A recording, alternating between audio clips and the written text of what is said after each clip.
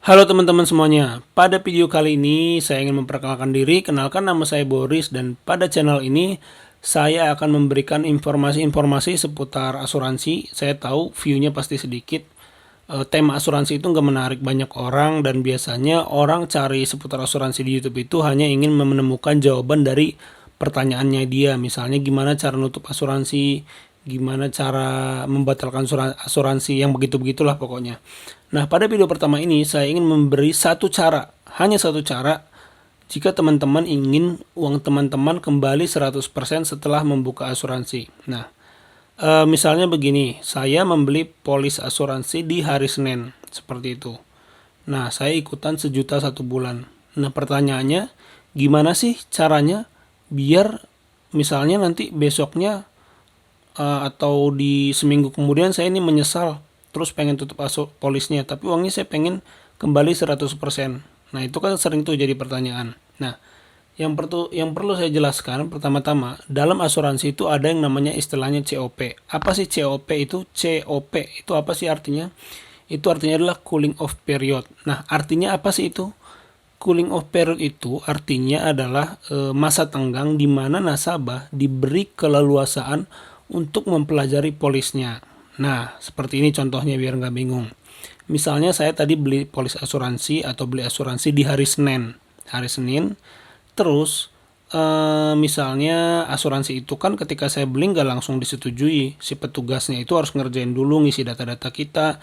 Terus data-data kita dikirim ke pusat. Nanti oleh pusat ada yang namanya underwriting. Itu yang menyeleksi semua polis diisutkan atau tidak, atau pending atau tidak. Jadi disetujui atau tidak. Isut itu sama dengan disetujui gitu. Nah, misalnya langsung disetujui di hari Kamisnya.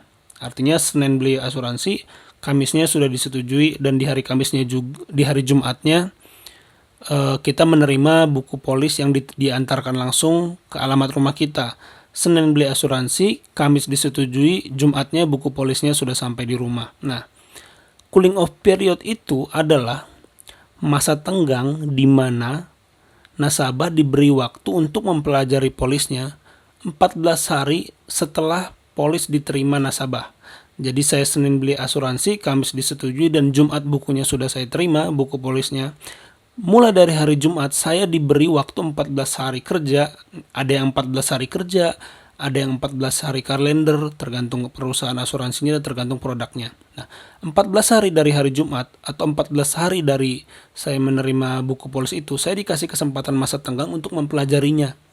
Nah, kalau saya membatalkan di bawah 14 hari atau sebelum melewati 14 hari kerja atau 14 hari kalender tergantung produk dan perusahaannya, maka uang saya akan dikembalikan 100% kalau saya membatalkan di bawah masa COP tadi atau di bawah 14 hari tadi. Nah, ini adalah mungkin yang nggak banyak teman-teman tahu. Jadi, kalau teman-teman beli asuransi, bukunya baru sampai, terus teman-teman batalkan 6 bulan kemudian, itu pasti uangnya nggak akan kembali 100%.